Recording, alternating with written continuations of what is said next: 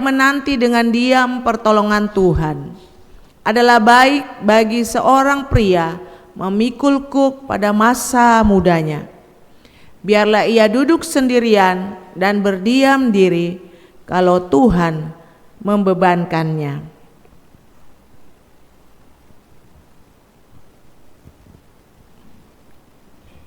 Kita akan masuk di dalam doa pengakuan dosa. Mari kita tundukkan kepala.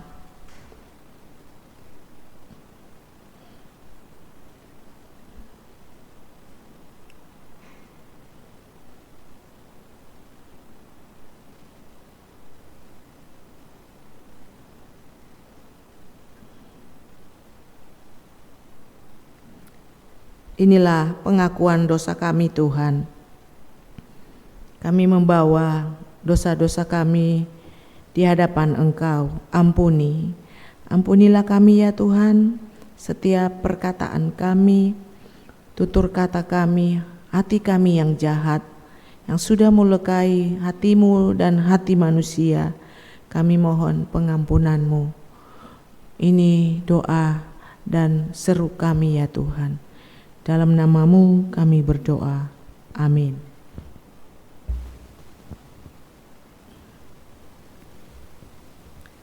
Setelah kita mengaku dosa kita, pujian ini adalah respon dari pengakuan dosa kita. Jadi judulnya, Sudahkah Kau Disucikan Darahnya? Jadi pujian ini menjadi satu respon bahwa dosa kita sudah diampuni oleh Tuhan kita Yesus Kristus. Nah, angkat pujian, Sudahkah Kau Disucikan Darahnya?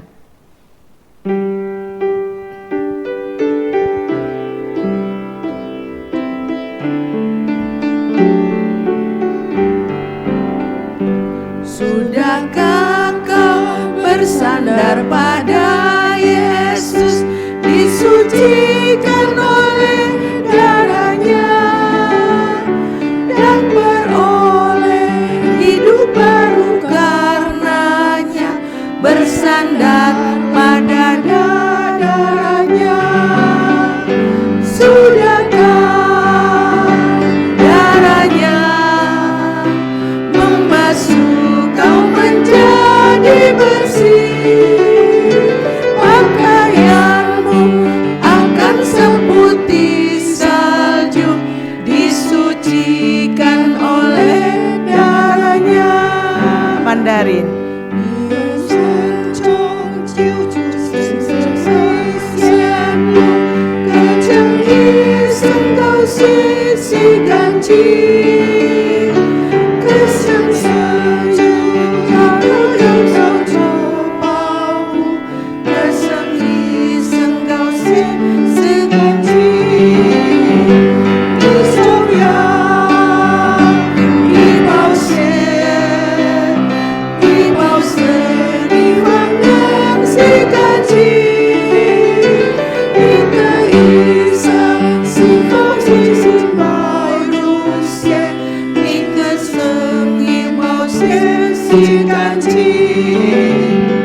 Bait yang ketiga, tanggalkan pakaian najis lamamu.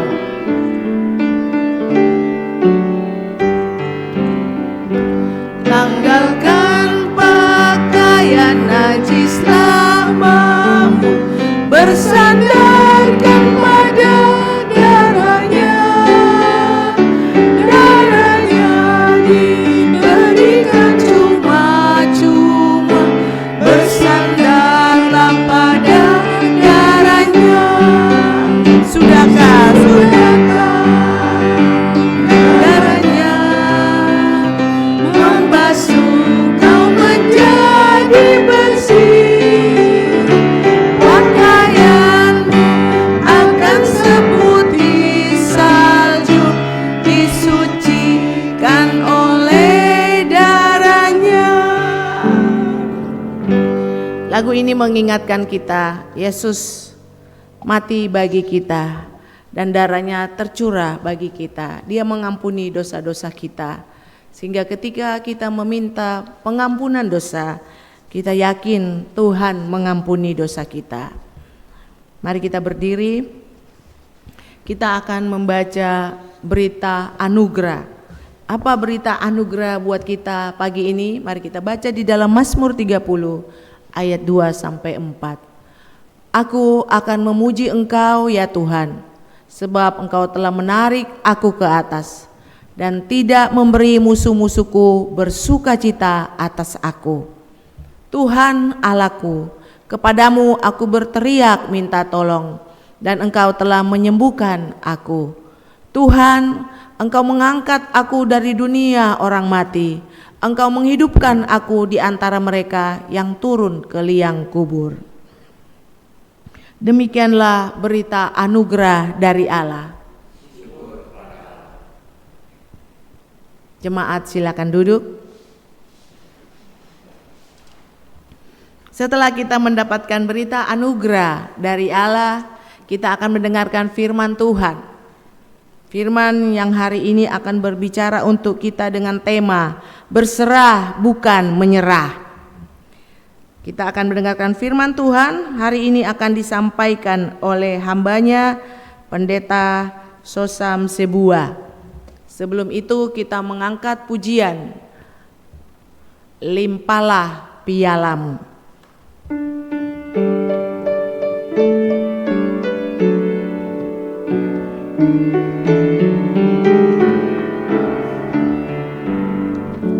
Rindukah kau hidup yang melimpah dari Tuhanmu dan segala yang kau perlu?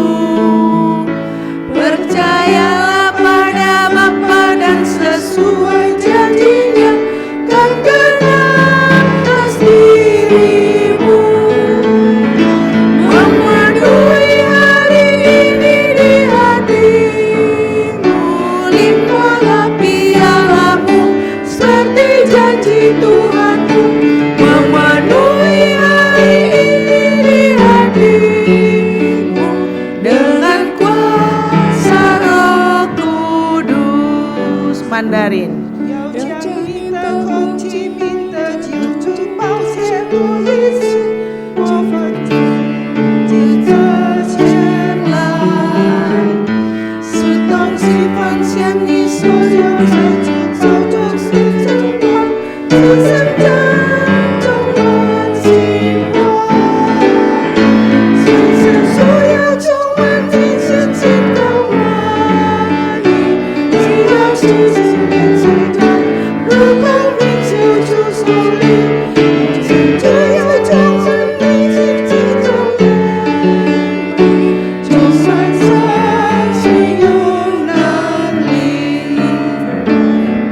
Bait yang ketiga. Bagaikan saluran berkat Tuhan yang mengalir terus, kasih-Nya tak berubah, dan Tuhan telah berjanji dengan kuasa Roh Kudus memenuhi pialamu. Memenuhi hari ini di hatimu, limpahlah pialamu seperti janji Tuhanku.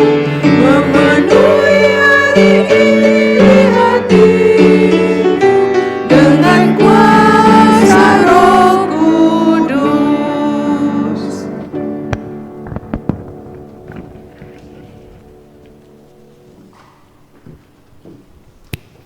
Baik, Bapak Ibu Saudara yang terkasih di dalam Tuhan Yesus Kristus, mari kita menyiapkan diri, kita berdoa. Allah Bapa di dalam surga, pada saat ini kami anak-anak-Mu mau menyiapkan hati, pikiran dan seluruh diri kami. Kami mau menyambut firman Tuhan, agar firman itu dapat terus menjadi penuntun kami di dalam kami menjalani kehidupan ini, menjadi kekuatan bagi kami, dan melalui firman kami juga dapat dibentuk menjadi semakin seturut dengan kehendak Allah. Karena itu ya Allah, tolonglah kami, curahkan Roh Kudus agar kami mampu menyambut firman itu, dan kami juga oleh kuat kuasa Roh Kudus dimampukan untuk menghidupi firman di dalam keseharian kami. Tolong kami Bapa, di dalam nama Yesus Kristus kami berdoa. Amin. Saudara yang terkasih di dalam Tuhan Yesus Kristus, mari kita membaca bagian Alkitab dari Injil Markus pasal 5 ayat 21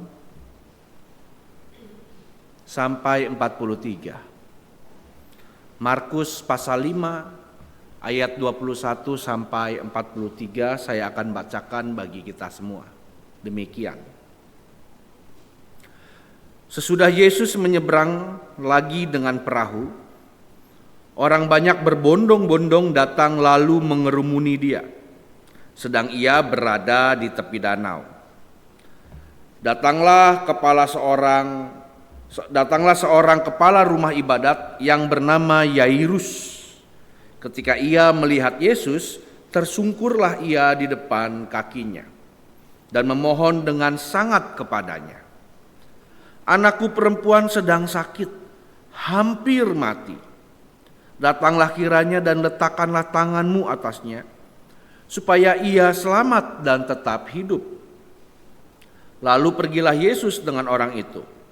Orang banyak berbondong-bondong mengikuti dia dan berdesak-desakan di dekatnya. Adalah di situ seorang perempuan yang sudah 12 tahun lamanya menderita pendarahan. Ia telah berulang-ulang diobati oleh berbagai tabib, sehingga telah dihabiskannya semua yang ada padanya.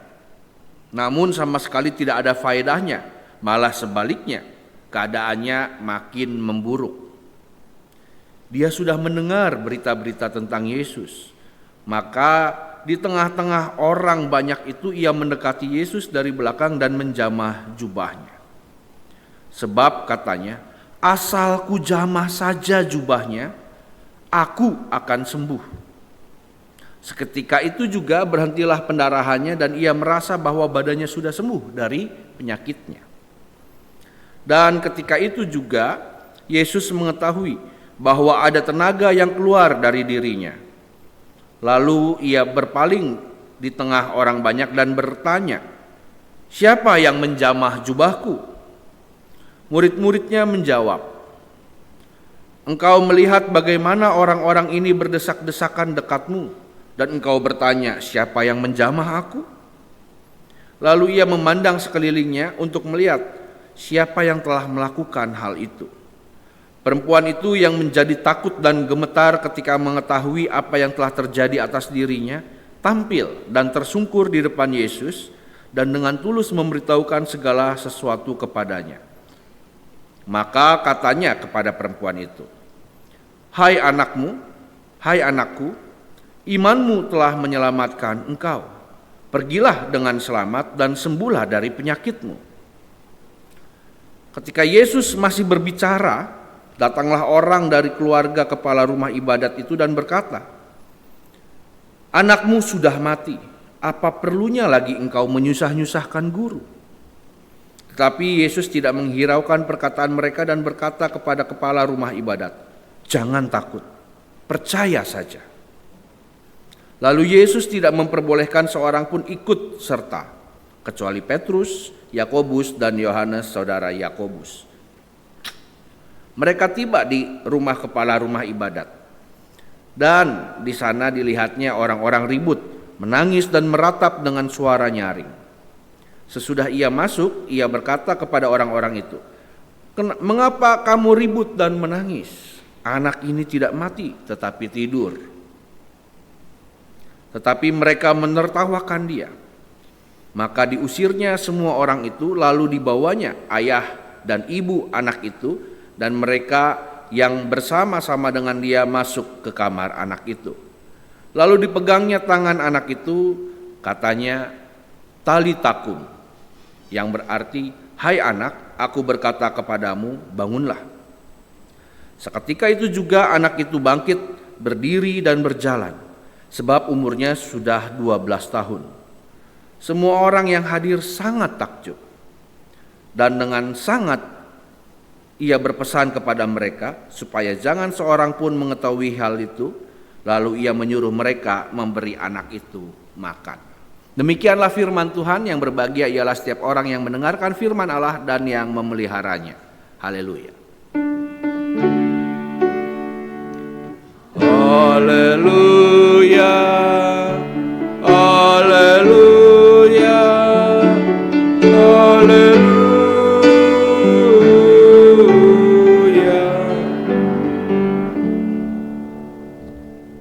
Baik, selamat pagi Bapak Ibu Saudara. Apa kabar? Ya. Karena ini kali pertama saya melayani di GKI Terang Hidup, jadi izinkan saya memperkenalkan diri. Boleh ya? Oke. Nama saya Sosam. Lengkapnya Sosam E. Zebua. E-nya itu Eni Dampra Zebua. Kalau dari nama Zebua itu saya orang tua saya itu etnisnya Nias, suku Nias. Bukan saya suka berkelakar. Saya itu punya C. C saya Bua karena Zebua ya. Bercanda. Nah, jadi Bapak Ibu Saudara yang terkasih, percayalah saya ini seorang pendeta yang saat ini melayani di GKI Rengas Dengklok, Karawang. Jauh. Kenapa saya bilang gitu? Karena saya menyadari kalau saya tidak pakai kolar, tidak pakai kalung salib seperti ini, tidak akan ada orang yang percaya bahwa saya pendeta. Betul ya Bu? Ibu ngangguk di belakang tuh. Bener. Nggak kelihatan pendeta gitu.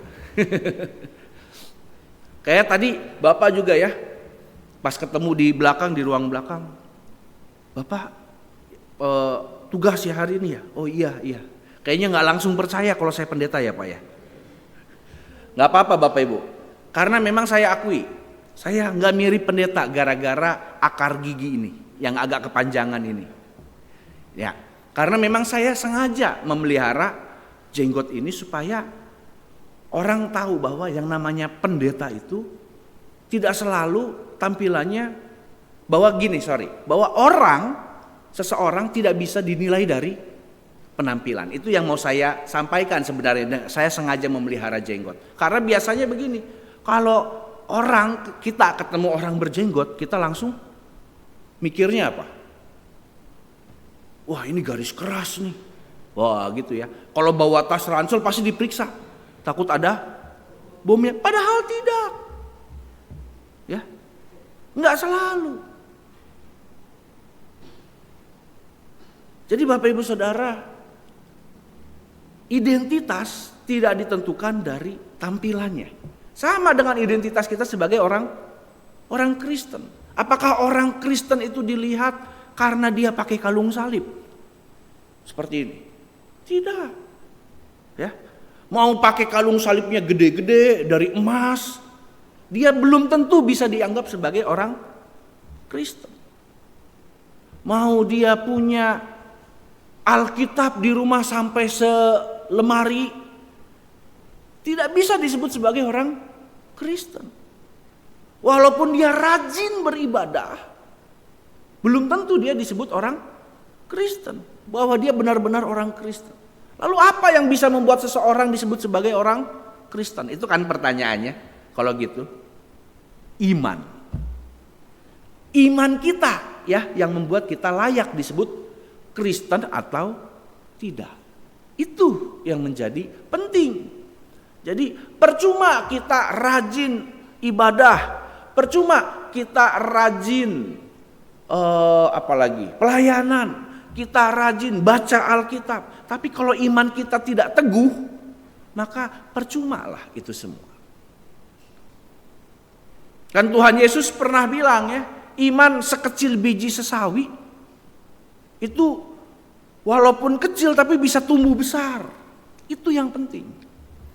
Iman itulah yang membuat kita bisa hidup sebagai seorang Kristen. Ada sebuah foto yang akan saya tampilkan. Bisa minta tolong ditampilkan? Nah, ini foto apa Bapak Ibu Saudara? Gambar apa ini? Rumput yang tumbuh di aspal. Ini aspal, bukan batu. Ini aspal. Jadi beberapa minggu yang lalu, seminggu atau 2 minggu yang lalu, perumahan pastori tempat saya tinggal itu baru diaspal jalannya. Tadinya ya campur-campur lah, ada sedikit tanah, ada batu-batu dan lain-lain. Nah, diaspal ceritanya. Waktu saya lewat, kira-kira 2-3 hari yang lalu, saya kaget. Kok dari aspal ini ada tumbuh rumput? Jadi kan ini tidak mungkin dari aspal terus ditanam benih. Kan nggak mungkin, nggak bisa ya. Maka ini apa yang terjadi? Jadi sebelum diaspal itu tanahnya memang ada rumputnya. Tapi kemudian rumput itu ditimpa oleh batu-batuan dan aspal. Sehingga dia tertutup. Harusnya berarti logikanya rumputnya mati dong karena ditimpa oleh aspal. Benar nggak? Tapi tidak. Aspal walaupun diaspal, ditimpa oleh aspal, rumput itu bisa mencari celah untuk tumbuh. Dari sela-sela aspal itu kan tidak 100% padat ya. Kadang-kadang ada celah-celah kecil dan dari celah-celah kecil itu tumbuhlah rumput itu.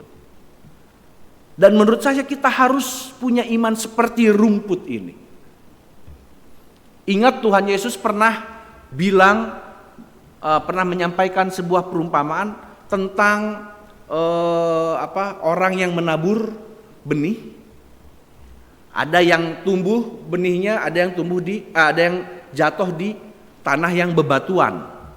Tuhan Yesus bilang bagaimana benihnya? Kalau tanah yang bebatuan tumbuh sebentar, tapi habis itu mati. Karena apa? Karena banyak batu-batu. Nah, rumput ini tidak.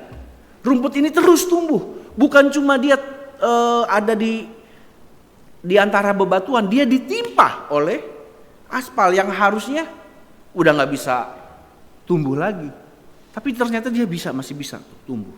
Ini menarik sekali. Ini kalau ini kan saya fotonya dari dekat. Kalau dari jauh itu kelihatan banyak rumputnya. Rumput tumbuh di aspal. Ini menarik sekali menurut saya. Bagaimana harusnya iman orang Kristen itu seperti ini. Saya ingat kalau pendeta-pendeta zaman dulu itu selalu sering bilang begini. Orang Kristen itu harus seperti rumput. Semakin dibabat, semakin merambat. Itu peribahasa orang Kristen zaman dulu. Rumput itu semakin dibabat, semakin merambat. Itu orang Kristen. Semakin kita mengalami penolakan, mengalami masalah, semakin harusnya kita semakin bertumbuh justru. Gitu. Jadi Bapak Ibu Saudara, tema kita hari ini berserah bukan menyerah. Kapan orang biasanya menyerah? Ketika dia dalam masalah, betul ya? Siapa di sini yang pernah mengalami masalah?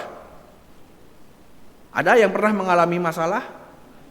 Pasti semua pernah lah. Nggak mungkin nggak ada orang yang nggak pernah mengalami masalah. Bahkan mungkin Bapak Ibu Saudara sekarang bisa jadi sedang mengalami masalah.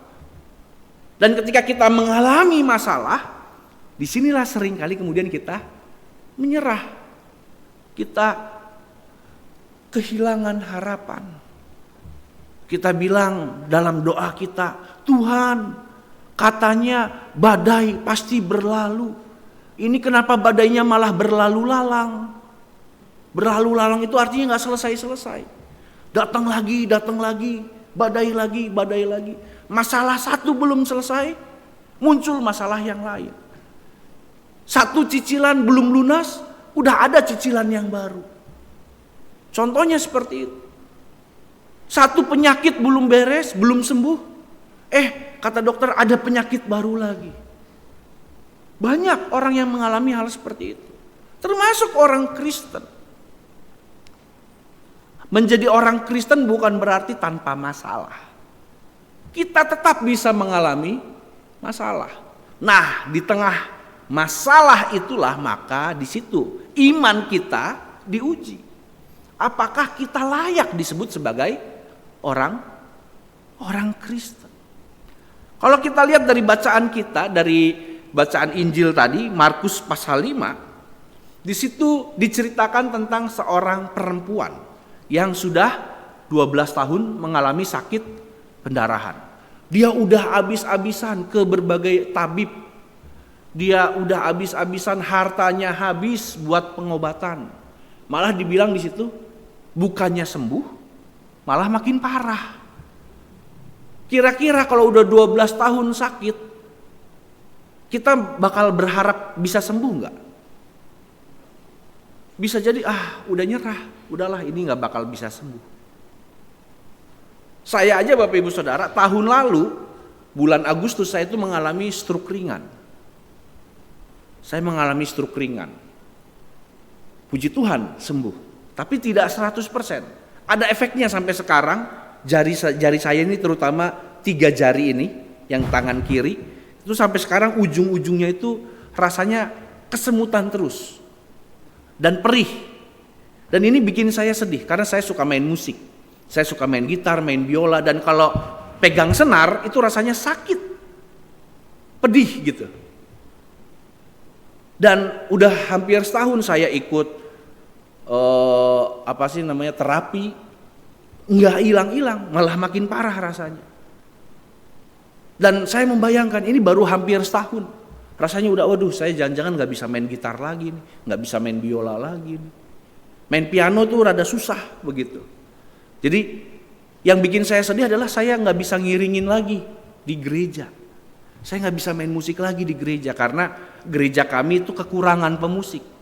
Jadi kadang-kadang saya merangkap begitu ya. Kadang-kadang sebagai pendeta, kadang-kadang sebagai pemusik juga. Nah, semenjak saya stroke itu saya udah nggak bisa lah karena susah mainnya dan kaku begitu ya. Jadi pas main piano atau main gitar atau main biola pasti sakit jari saya. Akhirnya main musiknya malah jadi nggak bener, temponya jadi ketinggalan dan lain-lain. Baru hampir setahun nih, kan ntar lagi bulan Agustus ya, berarti hampir setahun saya mengalami stroke ringan. Saya udah hampir, rasanya sedih banget. Saya membayangkan ini baru setahun. Ini perempuan ini 12 tahun. Bukannya sembuh malah makin sakit. Saya membayangkan dia pasti udah hopeless. Udah putus asa. Begitu ya. Nah, ini yang menarik. Dalam cerita yang kita baca di dalam Injil Markus pasal 5, perempuan itu melihat ada kerumunan orang banyak. Terus dia tahu, di situ ada Yesus nih di antara kerumunan ini. Sebelumnya dia sudah mendengar tentang Yesus. Ya. Bahwa Yesus ini punya kuasa. Yesus ini bisa melakukan mukjizat dari Tuhan. Dan dia kemudian mendekat pada Yesus. Yang menarik adalah kalau kita baca kisahnya tadi, kalau Bapak Ibu Saudara perhatikan, ini kan Yesus ini dalam perjalanan mau ke rumah Yairus ya. Yairus ini seorang kepala rumah ibadat. Jadi kepala rumah ibadat itu pemimpin lah di rumah ibadat orang Yahudi. Nah, kemudian Yairus ini karena dia punya anak perempuan sakit, udah sekarat hampir mati, dia memohon pada Yesus. Yesus saat itu masih agak jauh, masih jauh lah dari tempatnya, dari rumahnya. Dia datang pada Yesus dan minta agar Yesus menyembuhkan anaknya. Nah, kemudian Bapak Ibu Saudara, Yesus datang ke rumah Yairus. Di tengah perjalanan ini, ketemulah Yesus dengan perempuan yang sakit pendarahan 12 tahun ini. Jadi saat itu Yesus sudah melakukan mukjizat belum? Belum. Baru dalam setengah perjalanan. Nah, ini yang menurut saya menarik. Saat itu Yesus belum menunjukkan kuasanya. Yesus belum menunjukkan kuasanya. Tapi perempuan itu sudah yakin bahwa Yesus bisa menyembuhkan dirinya. Ini iman yang sangat kuat itu. Kalau misalnya perempuan itu datang pada Yesus setelah melihat, oh iya benar tuh, anaknya Yairus udah mati, bangkit. Wajar dong dia jadi percaya, betul ya? Karena dia udah melihat bukti Tapi saat itu belum. Yesus baru setengah jalan, belum nyampe di rumah Yairus. Belum nyampe. Jadi belum ada bukti bahwa apa yang dia dengar tentang Yesus itu benar. Dia belum punya bukti. Tapi kemudian dia yakin, ku pegang ujung jubahnya aja pasti aku sembuh. Nggak usah aku didoain, nggak usah aku dijampe-jampe, nggak usah aku dipegang kepalanya. Cukup ku pegang ujung jubahnya aja aku pasti sembuh. Itu keyakinan si perempuan itu. Dan ketika dia berhasil memegang jubah Yesus, sembuhlah dia. Nah, Bapak Ibu Saudara, itu yang dikatakan oleh Yesus kepada perempuan itu, bahwa imanmu sangat besar, imanmu menyelamatkan engkau. Jadi Bapak Ibu Saudara yang terkasih, iman hanya satu-satunya. Iman saja yang bisa menolong kita ketika kita tadi di dalam masalah. Kalau kita seperti rumput itu, seperti rumput, gambar rumput ini, kalau kita ditimpa aspal, mungkin kita berpikir bahwa oh sudah mati aku. Karena sudah ditimpa aspal, tidak bisa aku tumbuh lagi. Tapi iman bisa membuat kita terus bertumbuh. Iman yang seperti apa? Nah, itu kan pertanyaannya ya. Iman yang seperti apa? Pasti kita berpikir bahwa ini adalah iman yang luar biasa. Siapa di sini, Bapak Ibu Saudara, saya mau nanya dulu ya. Siapa di sini yang ingin diberkati Tuhan dengan luar biasa, angkat tangan. Yang ingin diberkati oleh Tuhan dengan luar biasa, angkat tangan. Oke, terima kasih. Boleh turun tangannya. Apa sih artinya luar biasa? Hebat? Bukan. Sekarang supaya kita paham ya, apa itu luar biasa. Siapa yang pengen biasa-biasa aja?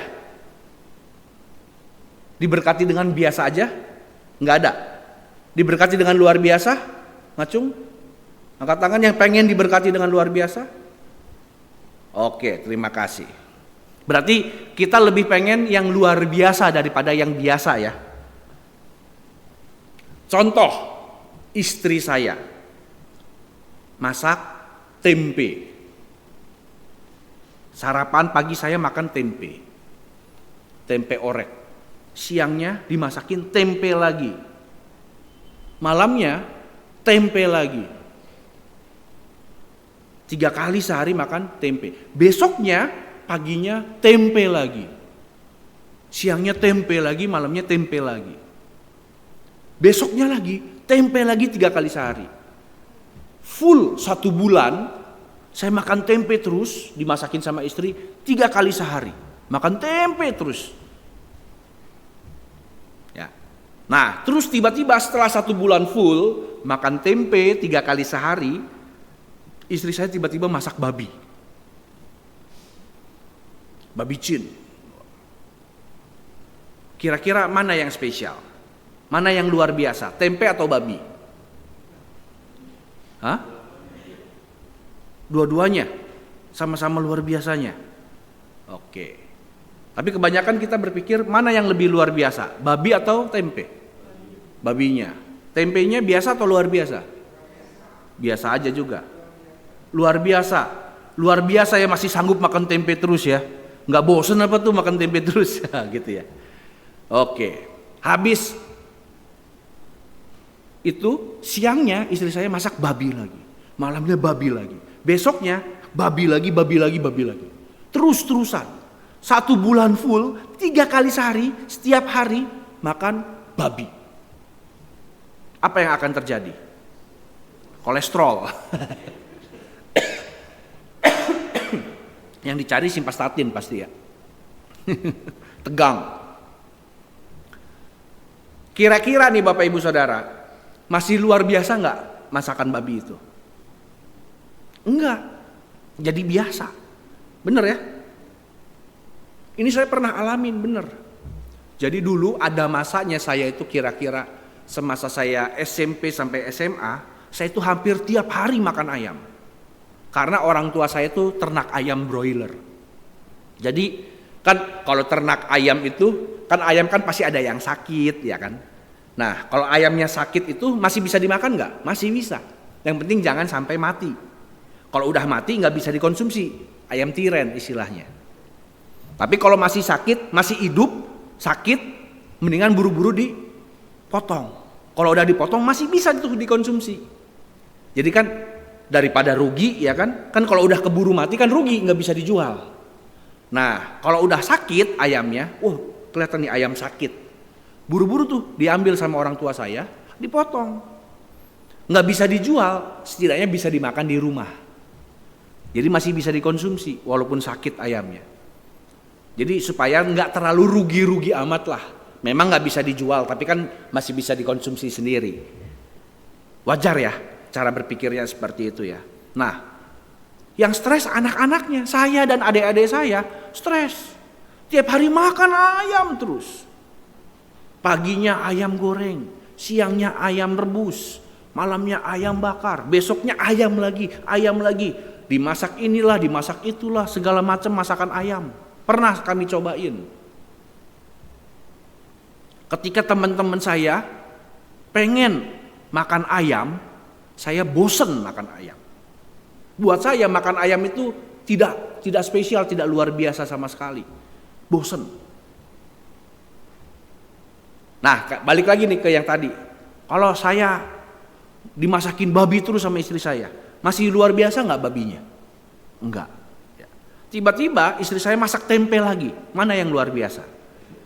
Tempe yang luar biasa. Ya, bener nggak? Nah, dengan kata lain kesimpulannya, semakin sering semakin biasa. Betul nggak? Semakin sering semakin biasa. Semakin jarang semakin luar biasa. Berarti yang luar biasa itu artinya yang jarang-jarang, betul nggak? Ya, kalau sering masih disebut luar biasa nggak? Nggak mungkin kita sebut sebagai sesuatu yang luar biasa. Lah sering di mana-mana ada kok, banyak kok. Kalau banyak disebut luar biasa nggak? Enggak. Sesuatu jadi luar biasa itu ketika sedikit, jarang, langka. Kalau kata orang Cirebon langka itu artinya nggak ada, susah dicari. Mobil jadi mahal karena langka, ya kan? Nggak semua orang punya Mercedes-Benz, bener nggak? Nggak banyak orang yang bisa punya Mercedes-Benz, jadinya mahal. Tapi kalau Avanza, banyak yang punya Avanza, lebih murah makanya. Kalau Avanza dijual seharga Mercedes-Benz, nggak bakal laku. Nah, contohnya begitu ya. Jadi Bapak Ibu Saudara, makin sering makin biasa, makin jarang makin luar biasa. Masih mau nggak diberkati Tuhan dengan luar biasa kalau gitu? Ngacung, siapa yang mau diberkati Tuhan dengan luar biasa? Oh, jadi berarti kan tadi makin jarang makin luar biasa. Berarti kalau diberkati dengan luar biasa, diberkatinya berarti sering apa jarang? Jarang-jarang. Mau diberkati dengan luar biasa? Diberkati dengan jarang-jarang? Nggak mau. Kalau saya maunya diberkati biasa-biasa aja. Karena apa? Karena justru saya sudah terbiasa dengan berkat-berkat Tuhan. Buat saya berkat Tuhan itu biasa dalam hidup saya. Kenapa? Karena saya selalu mengalaminya. Saya nggak mau berkat Tuhan yang luar biasa. Berkat Tuhan yang luar biasa tuh yang seperti apa sih? Nah, kita tuh sering berpikirnya begini nih, terkecoh. Orang Kristen tuh banyak yang terkecoh ya. Terkecohnya begini, berkat Tuhan yang luar biasa tuh yang kayak gimana? Oh, mengalami mujizat. Yang sakit tiba-tiba sembuh. Betul nggak bisa terjadi? Bisa. Bisa. Tapi apakah itu selalu terjadi? Kan tidak.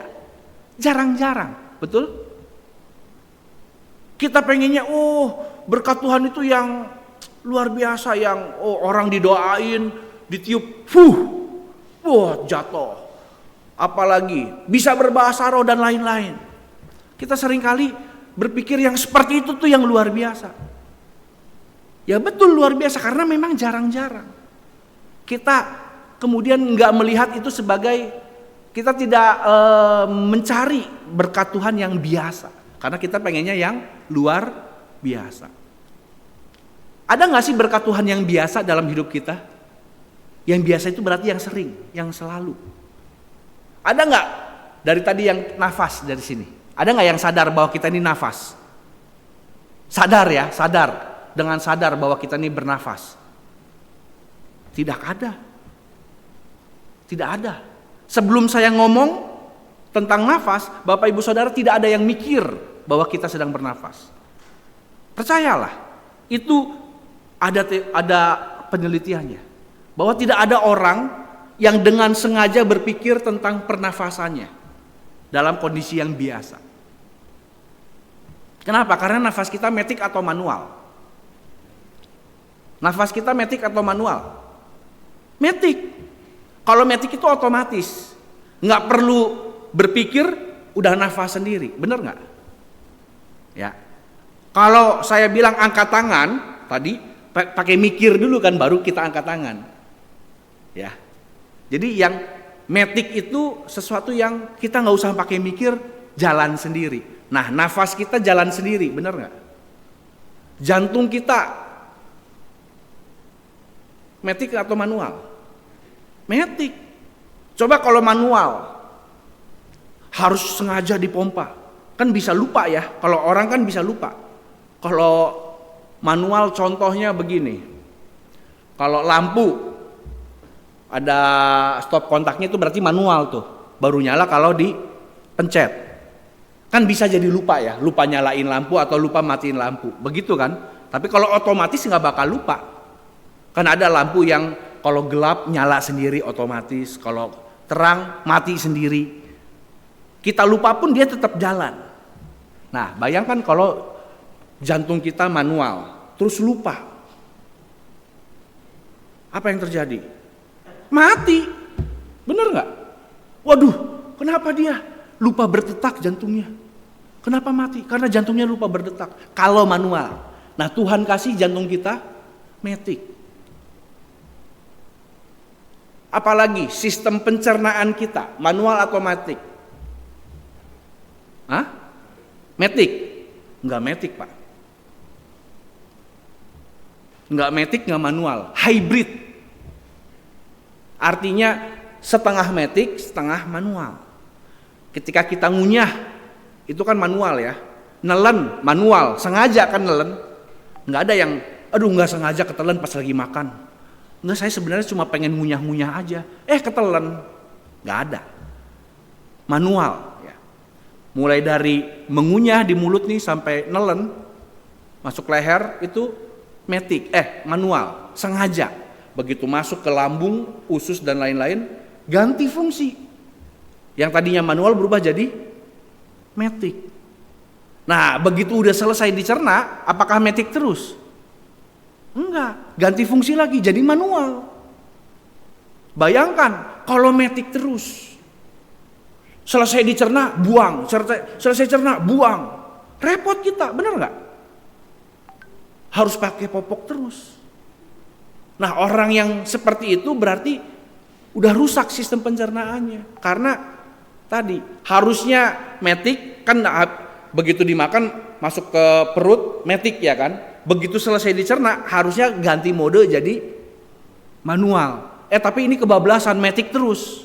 Itu berarti udah rusak tubuhnya. Bener gak? Nah, hal-hal seperti ini kita pernah pikirin gak Bapak Ibu Saudara?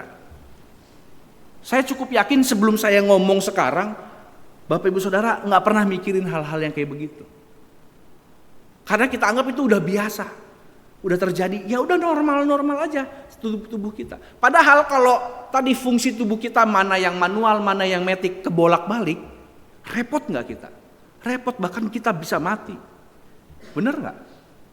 Nah, itu adalah berkat Tuhan yang biasa, bahwa tubuh kita masih bisa berfungsi dengan normal. Itu berkat Tuhan. Kalau itu semua gagal berfungsi, pasti kacau hidup kita. Benar nggak? Nah, tapi kemudian kita nggak menganggap itu adalah berkat yang luar biasa. Kita menganggap itu berkat yang biasa aja. Karena tadi cara berpikir kita, carinya pengennya yang luar biasa, akhirnya kita nggak menyadari itu adalah berkat yang biasa. Padahal yang biasa sama yang luar biasa tadi lebih banyak yang biasa. Berkat Tuhan itu lebih banyak yang biasa sebenarnya Bapak Ibu Saudara. Hal-hal biasa dalam hidup kita, disitulah letak berkat Tuhan. Makanya Daud bilang penyertaan Tuhan itu senantiasa. Makanya disebutnya kasih setia. Yang namanya setia itu terus-terusan. Terus-terusan. Karena terus-terusan setiap hari terjadi, kita menjadi terbiasa. Nah, ini yang jadi masalah. Ketika kita terlalu terbiasa, kita nggak menganggap itu sebagai hal yang hebat lagi. Padahal itulah yang luar biasanya dari Tuhan.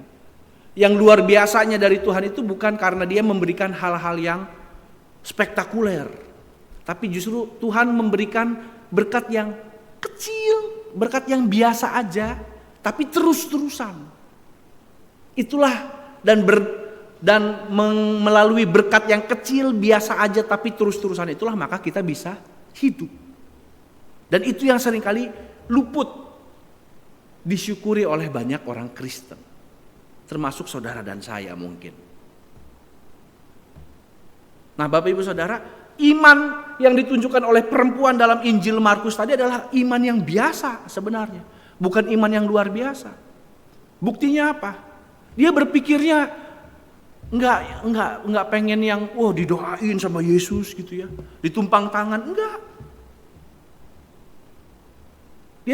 Dia cuma berpikir, ujung jubahnya aja juga pasti sembuh lah gitu ya.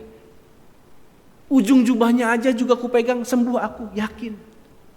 Biasa aja, dia berpikirnya cuma hal-hal yang kecil, bukan hal yang besar.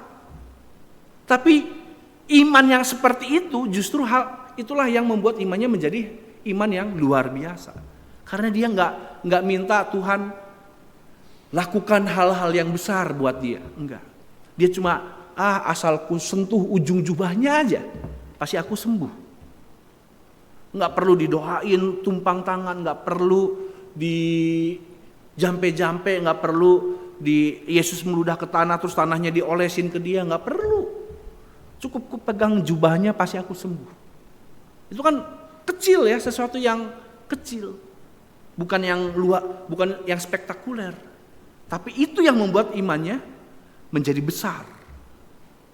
Itu yang luar biasa dari si perempuan yang sakit pendarahan ini, Bapak Ibu Saudara. Iman seperti itulah yang kita butuhkan saat ini.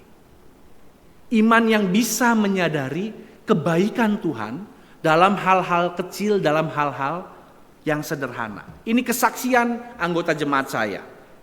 Dia pernah bilang gini, Pak Pendeta, saya mau kesaksian boleh Pak? Boleh Bu. Saya mau bersaksi bahwa Tuhan baik banget dalam hidup saya. Apa Bu? Kenapa Ibu merasa bahwa Tuhan baik banget sama Ibu? Gini Pak, jadi saya senang karena saya masih bisa dengar suami saya ngorok. Apa maksudnya? Saya bingung dong, masa ngorok aja sampai bersyukur, sampai kesaksian. Nah jadi begini, dia cerita. Jadi gini Pak, sebenarnya tuh saya sebel banget sama suami saya. Kalau tidur ngoroknya kenceng, kayak mesin diesel. Krok, krok, krok gitu kan. Kayak gergaji mesin, ngong, ngong, ngong gitu. Nah, suatu ketika saya ceritanya habis makan malam lah. Habis makan malam kan tinggal udah lansia, udah berdua-duaan doang di rumah. Anak-anak udah pada berkeluarga masing-masing. Nah, habis makan malam si bapak udah masuk kamar duluan, ngantuk, udah tidur. Nah saya masih cuci piring di dapur. Sambil cuci piring saya dengar, tuh mesin diesel nyala tuh. Krok, krok gitu kan. Nah lagi asik cuci piring tiba-tiba mesin dieselnya mati. Krok, krok. Kan ada orang yang ngorok gitu ya, tidur, grok tiba-tiba diem. Alah, kata si ibu. Didengerin lagi, ditunggu. Kok gak lanjut-lanjut bunyinya? Aduh jangan-jangan udah berhenti napas nih si bapak. Dia langsung taruh piringnya, cuci tangan, langsung lari ke kamar. Begitu sampai di pintu kamar, tiba-tiba grrrr, gitu lagi. Dia langsung, puji Tuhan si Bapak masih ngorok. Berarti masih hidup. Saya pikir udah gak ngorok, udah mati, udah lewat. Wah, di situ dia sampai menangis dan dia langsung berdoa sama Tuhan. Tuhan, terima kasih Engkau baik, saya masih bisa dengar suami saya ngorok. Nah, mulai dari saat itu, dia kalau tidur malam, suaminya ngorok kenceng. Dia, apa yang dia bilang? Puji Tuhan, saya masih bisa dengar suami saya ngorok. Dulu, sebelum peristiwa itu, suaminya ngorok, grok, dia ambil bantal, blok, langsung ditutup muka suaminya supaya nggak berisik. Terus dia berantem, berisik, dipukulin suaminya lah atau apalah begitu ya. Dulu dia kesel kalau dengar suaminya ngorok. Semenjak peristiwa itu, kalau suaminya ngorok dia puji Tuhan. Nah, Bapak Ibu Saudara, ada nggak di sini yang puji Tuhan kalau suami atau istrinya ngorok? Ada nggak? Enggak ya? Nah itu, karena memang hal-hal yang seperti itu kita seringkali tidak berpikir bahwa itu adalah berkat loh. Ada nggak yang tadi pagi bangun ngelihat suami atau istri atau anak buka mata, wah puji Tuhan saya masih bisa ketemu mereka. Jarang. Kita baru bilang puji Tuhan kalau dapat duit. Kalau bisnis kita cuan kan gitu ya, baru bilang puji Tuhan. Hal-hal kecil kita buka mata pagi-pagi, wih saya masih bisa melihat. Kita gak bilang puji Tuhan tuh biasa aja, benar gak? Ya kan? Kita gak merasa itu adalah hal yang patut untuk disyukuri. Itu yang bikin iman kita seringkali terasa kering Bapak Ibu Saudara. Karena kita merasa bahwa berkat Tuhan jarang. Karena kita mencarinya berkat yang luar biasa tadi. Padahal kalau kita melihat dalam hal-hal yang sederhana, ada banyak banget berkat Tuhan. Bener gak? Banyak banget. Gak terhitung. Kalau kita mau hitung satu-satu, kita bikin daftar, wah bisa berlembar-lembar berkat Tuhan dalam hidup kita. Kalau kita mau hitung hal-hal yang kecil tadi. Nah itu yang bisa membuat kita punya iman itu ya. Membuat kita bisa benar-benar yakin bahwa Tuhan akan tolong kita. Jadi Bapak Ibu Saudara, mari kita mulai menyadari bahwa untuk menikmati berkat Tuhan gak harus dengan hal-hal yang bombastis, gak harus dengan hal-hal yang spektakuler. Hal-hal kecil, sekadar bisa ketemu orang, bisa ketemu sesama jemaat, sesama anggota persekutuan, kita merasa puji Tuhan masih bisa ketemu dia. Gitu ya. Itu adalah hal yang patut disyukuri. Seperti tadi jemaat saya yang bilang ngorok aja patut untuk disyukuri, bisa dengar ngorok. Tapi benar Bapak Ibu Saudara. Kalau ada nih, saya nggak tahu di sini, apakah ada yang pasangannya sudah meninggal, yang pasangannya dulu ngorok. Pasti sekarang kangen dengar ngoroknya. Atau saya punya teman sudah meninggal, dulu dia nyebelin, sekarang dia meninggal. Sekarang saya kangen sama kelakuannya yang nyebelin itu. Jadi hal yang nyebelin aja bisa disyukuri sebenarnya Bapak Ibu Saudara. Kalau kita mau melihatnya, istilah saya menggunakan kacamata iman tadi. Dan kalau kita sudah menggunakan kacamata iman, percayalah berbagai hal bisa kita lalui. Tidak perlu takut. Kita yakin pasti Tuhan akan tolong. Asal kita tidak asal kita tidak banyak maunya. sebagai penutup ada cerita ya, ada cerita. Ada cerita tentang nenek-nenek yang saban tahun rumahnya kebanjiran. Tiap tahun rumahnya kebanjiran. Nah, biasanya warga di sekitar situ kalau kebanjiran pasti ngungsi, ada tempat pengungsian yang tiap tahun pasti bakal mengungsi lah di situ. Nah, tahun ini si nenek ini capek lah. Aduh Tuhan, saya nggak mau mengungsi. Saya capek, pulang dari pengungsian mesti beberes lagi, mesti ngebersihin rumah yang bekas kebanjiran. Capek Tuhan, tolong supaya aku tahun ini tidak perlu mengalami kebanjiran. Tolong aku supaya aku bisa melewati kebanjiran tahun ini dengan baik. Dia berdoa seperti itu pada Tuhan.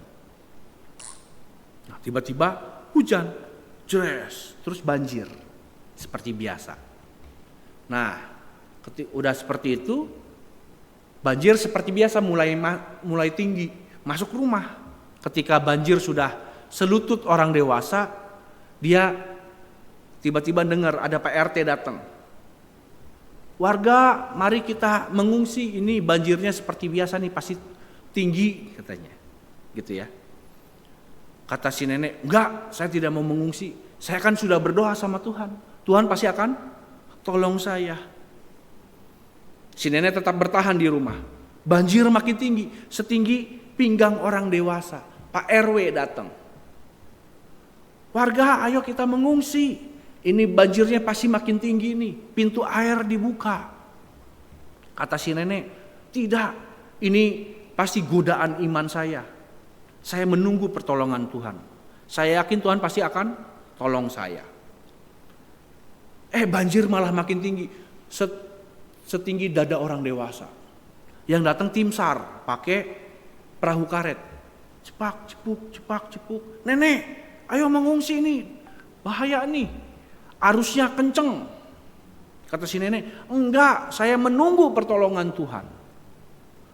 Karena makin tinggi si nenek manjat. Naik ke atap rumah karena banjir makin tinggi sampai seatap rumah. Perahu karet udah nggak bisa lewat lagi karena arusnya terlalu deras. Datanglah tim SAR pakai helikopter karena tahu ada warga yang belum mengungsi si nenek ini. Si tim SAR pakai tali kan, pakai tangga tali bergelantungan. Nenek, ayo mengungsi. Ini berbahaya. Arusnya terlalu deras karena pintu air dibuka semua, takut jebol katanya. Kata si nenek, tidak, saya yakin Tuhan akan mengutus malaikatnya untuk menolong aku dari banjir ini. Akhirnya helikopternya pergi. Akhirnya benar tuh si nenek dijemput sama malaikat. Malaikat kematian. Karena si nenek hanyut ke bawah banjir. Pertanyaannya, apakah si nenek kurang iman? Enggak ya, dia yakin sama Tuhan. Pertanyaan yang kedua, apakah Tuhan tidak menolong si nenek? Nolong enggak? Tuhan nolong si nenek enggak kira-kira? Nolong. Berapa kali Tuhan tolong si nenek? 4 kali.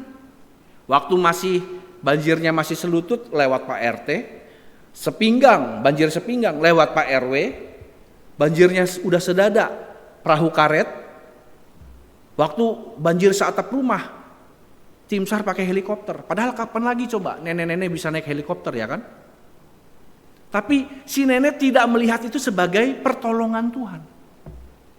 Karena dia pikir pertolongan Tuhan itu harusnya begini, begitu. Nah, dia membatasi cara Tuhan untuk menolong dia. Akhirnya dia gagal melihat bahwa itu adalah pertolongan Tuhan. Nah, seringkali iman kita seperti itu. Bukannya Tuhan tidak tolong, bukannya Tuhan membiarkan kita, tapi kitanya tidak menyadari bahwa itu adalah pertolongan Tuhan. Karena kita pengennya Tuhan menolong dengan versi kita sendiri. Maka Bapak Ibu Saudara, jangan paksakan Tuhan menolong kita ketika kita dalam masalah, supaya Tuhan menolong dengan versi kita. Jangan. Biarkan Tuhan menolong dengan cara Tuhan sendiri. Maka kita akan melihat bahwa Tuhan tidak pernah luput. Tuhan tidak pernah meninggalkan kita. Biarkan Tuhan menolong kita, maka kita bisa benar-benar berserah. Itu arti berserah. Kita biarkan Tuhan menolong dengan cara Tuhan sendiri. Kiranya Tuhan memberkati setiap kita. Amin. Mari kita bersatu teduh.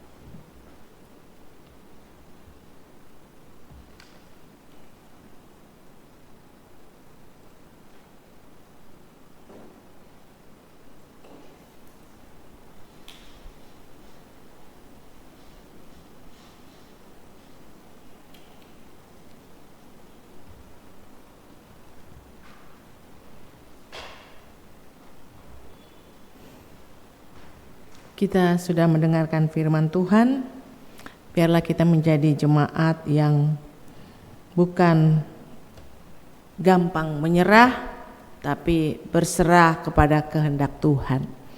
Kita berdiri, kita akan masuk di dalam pengakuan iman rasuli.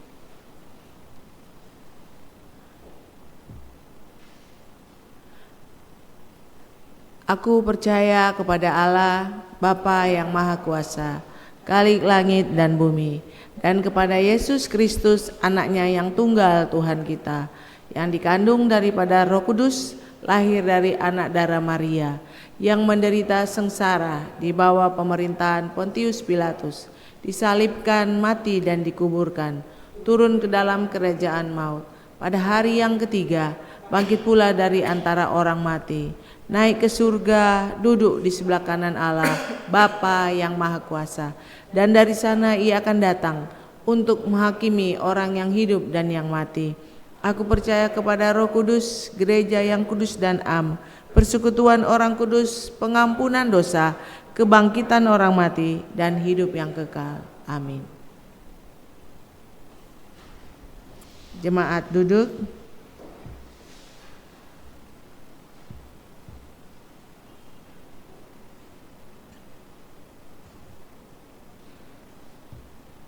Kita akan masuk di dalam doa syafaat. Mari kita berdoa. Bapa di surga, terima kasih untuk hari ini. Engkau boleh berbicara untuk kami, bagaimana kami mensyukuri apa yang terjadi di depan mata kami, apa yang kami alami, apa yang kami rasakan hari ini. Kami seharusnya mensyukuri semuanya Tuhan.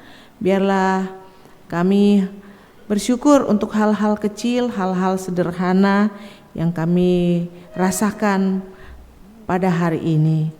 Tuhan, ajari kami untuk terus mensyukuri kebaikan-kebaikan-Mu, meskipun kebaikan itu terlihat kecil di mata manusia, tapi semuanya itu adalah anugerah kasih karunia-Mu ya Tuhan. Terima kasih untuk hamba-Mu yang sudah menyampaikan firman Tuhan. Engkau memberkati Tuhan. Bapak Sibea, biarlah Engkau terus memberkati bersama dengan jemaatnya di GKI Dengas Dengklok. Tuhan, Engkau juga memberkati pelayanannya dan juga keluarganya. Tuhan, kami juga menyerahkan sukacita jemaat di minggu ini yang berulang tahun untuk pendeta Melisa yang berulang tahun tanggal 25, Bapak Yutara 26, dan Ibu Giokiat 28, Adik Vigo Chow dan Ibu Grace 28. Tuhan, terima kasih Engkau boleh memberkati mereka minggu ini. Mereka boleh merasakan dan melihat anugerah Tuhan yang terus Tuhan berikan. Tahun demi tahun Tuhan sudah menyertai mereka, memimpin mereka, bahkan memberkati. Biarlah Tuhan mereka melihat ini anugerah Tuhan yang luar biasa. Tuhan memberkati kesehatan mereka terus, kekuatan dan harapan-harapan mereka, cita-cita mereka. Berkati ya Tuhan. Tuhan, kami juga mau berdoa untuk jemaat yang dalam keadaan kurang sehat. Bapak Limte Kuat, Bapak Yohanes, Bapak Hairi, juga Ibu Oli, juga ada Bapak Jani Wongso, Ibu Liani di dalam masa penyembuhan. Kami terus bawa mereka kepada Engkau Tuhan. Biarlah Engkau yang akan terus menjamah mereka, menguatkan mereka, dan tetap mereka melihat ada anugerah di dalam sakit penyakit ini, mereka tetap mensyukuri hidup mereka ya Tuhan, karena mereka masih bisa bernapas sampai dengan hari ini. Tuhan, kami juga mau berdoa untuk pembelian pastori, biarlah Tuhan buka jalan di mana kami harus beli, di mana kami harus dapatkan dana, kami hanya berserah kepadamu ya Tuhan. Kami juga berdoa untuk ulang tahun Terang Hidup yang ke-46 yang akan kami rayakan tanggal 28 bulan Juli. Tuhan berkati setiap rencana kegiatan ibadah kami, semuanya Tuhan campur tangan. Segala persiapannya Tuhan berkati. Panitia yang sedang bekerja berjeri lelah, Tuhan berkati mereka. Tuhan, kami juga serahkan untuk bangsa dan negara kami. Biarlah Engkau tetap menjaga, melindungi bangsa kami dari ancaman-ancaman dari dalam maupun dari luar. Tuhan, jauhkan kami dari pemecah belah, dari orang-orang yang ingin menghancurkan negara kami. Tuhan yang berhadapan dengan mereka. Berkati Tuhan, kasihanilah negara kami, Engkau tetap menjaga, melindungi. Tuhan, kami juga serahkan pemimpin kami yang sekarang maupun yang akan datang. Biarlah mereka tetap bekerja dengan penuh tanggung jawab, dengan melayani rakyatnya sebaik-baiknya ya Tuhan. Tuhan, ini doa kami yang kami bawa hanya kepadamu, Yesus Kristus, yang sudah mengajarkan kami berdoa Bapa kami. Bapa kami yang ada di surga, dikuduskanlah nama-Mu, datanglah kerajaan-Mu, jadilah kehendak-Mu di bumi seperti di surga. Beri kami hari ini makanan yang secukupnya. Ampuni salah kami seperti kami ampuni yang bersalah pada kami. Jangan bawa kami dalam pencobaan, melainkan lepaskan kami dari yang jahat. Sebab Kaulah yang punya kerajaan dan kuasa dan kemuliaan sampai selama-lamanya. Amin. Amin.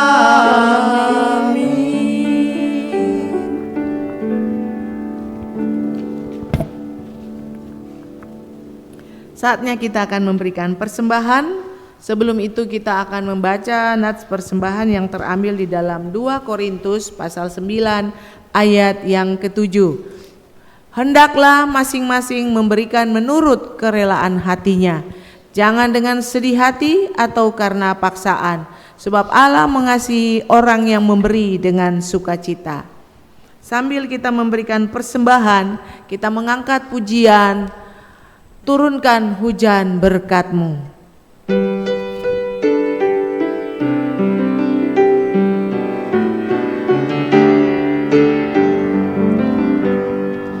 Turunkan hujan berkat-Mu, kebangunan Roh Kudus. Ini janjinya kasih-Mu yang sejukkan hatiku. Hujan berkat-Mu, turun hujan berkat-Mu.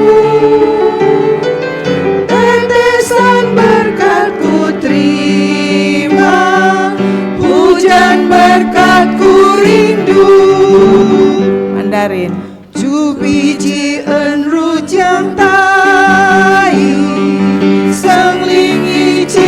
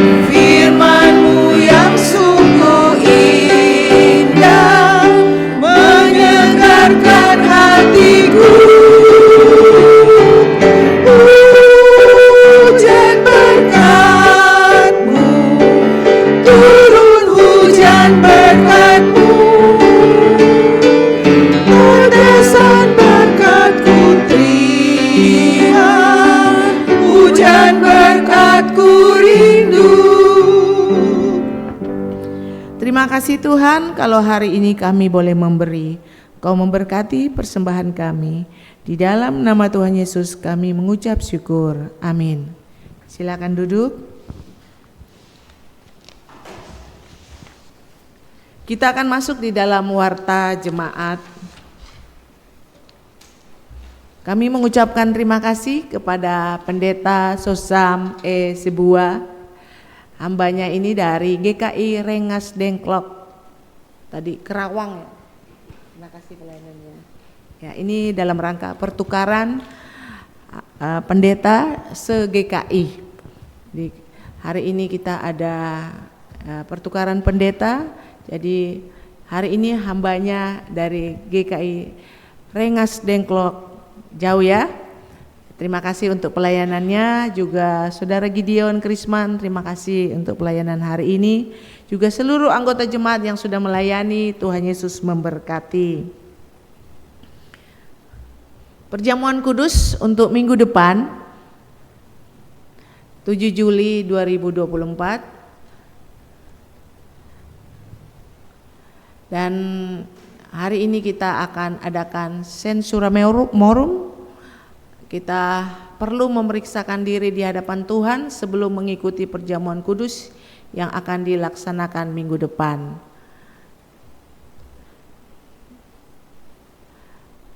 Ya, kita mengucapkan selamat datang buat jemaat yang baru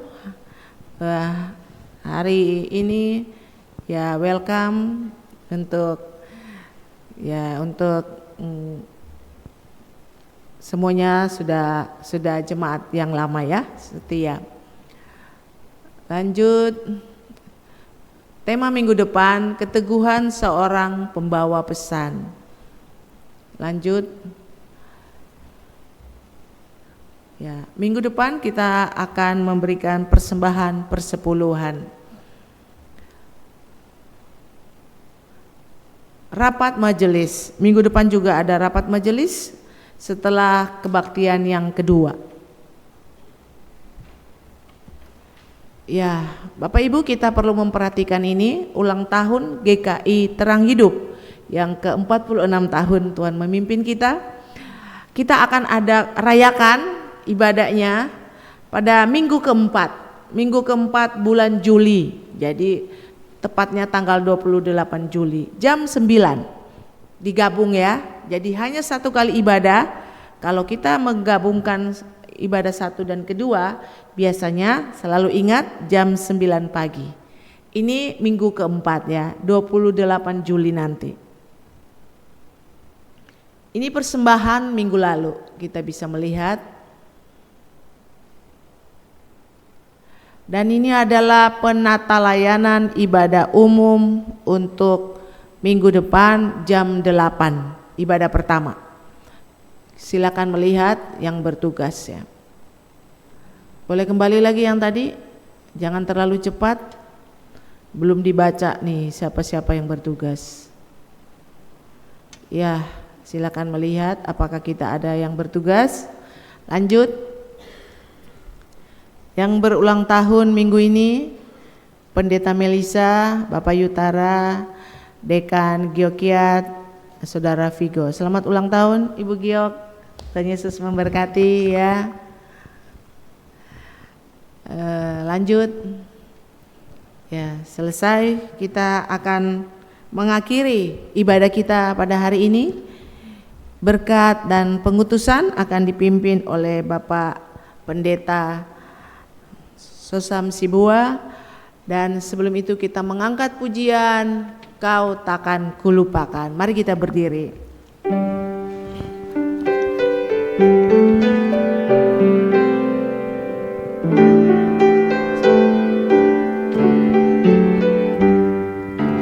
Tuhan berjanji Kau tak kulupakan. Siapakah gerangan yang menggoncangku? Walau di lembah yang gelap gulita, akan dicerahkan oleh kasih-Nya. Kau takkan kulupakan, bukan menuntunmu, kau takkan kulupakan. Ku kan menolongmu dan menghiburmu.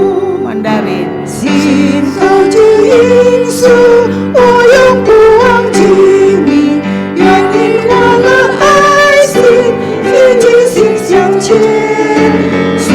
虽然惊喜，我今夜而常伴，我必将在天家永远被纪念。我永不忘记你，好离弃你，我亲手带领你，我帮庇护你，我永不忘记你，好离弃你，我心里的记住，安慰照顾你。 Bait yang ketiga, ku berdiri di depan pintu sorga. Ku berdiri di depan pintu sorga, habislah susah dan semua lelahku. Betapa senang ku dengar katanya, kau hamba yang setia, mari masuklah. Takkan ku lupakan, ku kan memimpinmu, bukan menuntunmu. Kau takkan ku lupakan, ku kan menolongmu dan menghiburmu.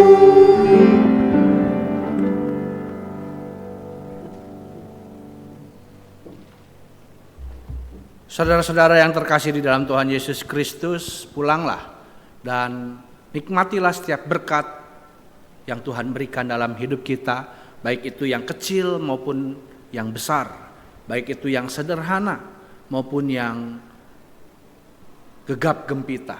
Dan teruslah jalani kehidupan kita di dalam iman sehingga kita boleh terus berjuang di dalam kasih Tuhan. Dan kini terimalah berkat Tuhan. Kiranya kasih karunia, berkat dan penyertaan dari Allah Bapa kita yang hadir melalui Tuhan Yesus Kristus di dalam persekutuan dengan Roh Kudus senantiasa melingkupi dan menyertai kehidupan kita dari sekarang ini dan sampai selama-lamanya. Amin.